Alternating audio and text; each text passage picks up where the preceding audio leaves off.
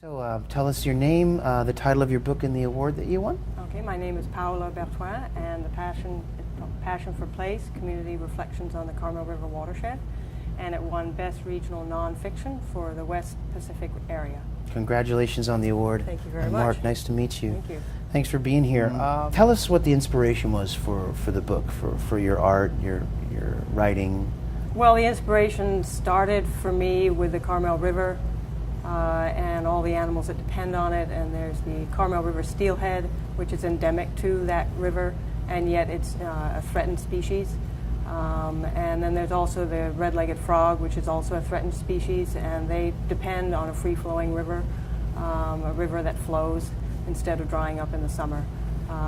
So it's the river, it's the water, it's the stories that people tell about their connection to the river, and it's also the stories that people tell about their connection to the land as a whole.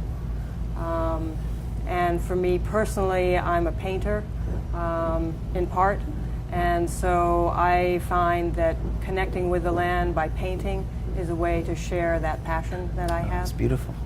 So many different things inspired me to create the book. And you've had 36 people contribute from the writing aspect and almost 8 interviews. Tell us a little bit more about gathering all those thoughts, all those writings, all those people's creativity and putting it into one kind of wonderful medium here. Right. Well, what I did is that I've been living in the community for a long time, so I already had a list of people I knew I wanted to connect with, and then as I was doing the book, I also met new people. And I had a list of questions that I wanted to help focus people of how do they connect to the land, or if there's something that's been lost in Carmel Valley, what has that meant to them personally? Helping people to connect to that place and share that with the broader public. And so that's one way that I reached out to people. And then the CD has the 8 other people that I interviewed. And those were people also that I wanted to have part of the project, or again, it was people that I met, and they weren't necessarily writers, or they weren't up for writing, whatever it was. And so I thought, okay, well then we need to do interviews. So that was a whole other aspect that I wasn't anticipating, but I think it really adds to the book as a whole because people have a sound aspect to listening to what's in the watershed. Sure. Because it also has natural sounds from the watershed that I collected. So there's sounds of thunder and rain and river and frogs and birds, waves, all of it. So that's the full kind of effect, if you will. Exactly. That's exactly. great. Describe the book, if you will, how it stands out and what you feel maybe sets it apart from the others. We've gone through the multitude, if you will, of people who have contributed to it, but what I find interesting is you have a wonderful blend of art and not literature, but art and words, and right. you're really getting your ideas and kind of your mission or your goal across. Tell me a little bit more about that, if you will. Well, to me, what's important, one of the aspects that's important is helping people to see themselves from a watershed perspective. So whether it's the Carmel River watershed, or it might be the Mississippi River watershed, the Colorado River watershed, any river around the world, we all live in a watershed. So how we live on that land, that water that flows into the river, and how we use the rivers, it's really important that we understand how we affect the greater whole.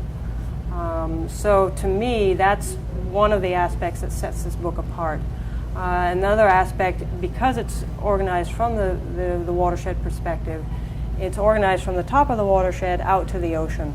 Love that. So that people, as they have read the stories and the poems and the essays, and also listen to the CD, that they get that whole feeling of the whole place by the time they've ended up at the ocean's edge. A journey of sorts. Exactly. From the start to the finish. Exactly. That's wonderful. Exactly. Write it for anybody in particular? Well, I wrote it for various people and regions and reasons. A primary one, perhaps? Primary would be for the community, because it's very important to help bring people together and help share people's voices in a way that is beyond politics, a way that people in any other community could be doing something like this. Quite refreshing in today's times. Yeah, exactly. So it's something that I find that people have really responded to being able to share their own voice. And then the people who have read the book are also finding it really a wonderful way to learn about the area, whether they have lived there for a long time or they are visiting or they have gotten the book from, they live in Berlin or they live in France or they live in England, they live here in New York City. Well, let's expand on that a little bit, that experience. Anything unique or any inspirational experiences or something you can share with us that someone's been really affected by it in a way that you want to share? Well, I know that from locally, people have expressed that it's a very strong feeling for them, such a strong feeling that they are brought to tears talking about it, talking about what the river means to them by reading this book and reading what other people have expressed. And then in terms of people outside the area, the fact that people are buying the book for friends, and these are people that I don't know, and then they're buying it for their friends, and they're buying it for people in Montana or Texas or Florida or wherever it might be. So it's really getting around. So as a regional book, it's also fulfilling its mission of a bioregional book with a global vision. Wonderful. So that's and winning awards. And winning awards, exactly. Speaking of, what does the award mean to Paola? Tell me a little more about what that means to you. Well, it's very significant to me because these ideas of art and the natural world and the community sharing their voices. Sure. That's something that in the big published world, it's not as common. And so I think that it's very important for everyone who participated in this project that their voice is being honored. And then in terms of, for me personally, I spent a lot of time on it. I created the book from beginning to end in terms of designing it, everything. And this was my first book of such complexity that it's a real honor to have received this award. And there's a magic here. You've brought the community together, you've brought artwork in, you've brought some wordsmithing of sorts, and you're on a mission to promote this well-being of this natural resource that is so important to where you live and your surroundings. And I love the watershed philosophy as well. I think it's brilliant overall, just wonderfully done. Last but not least, where to from here? What's on the horizon for you? Well, I'm hoping and thinking about ideas again surrounding the arts and the natural world and how to bring those two together and how to share that message on a broader scale. Sure. So it might mean a documentary. It might mean another Passion for Place, again, maybe on a broader scale.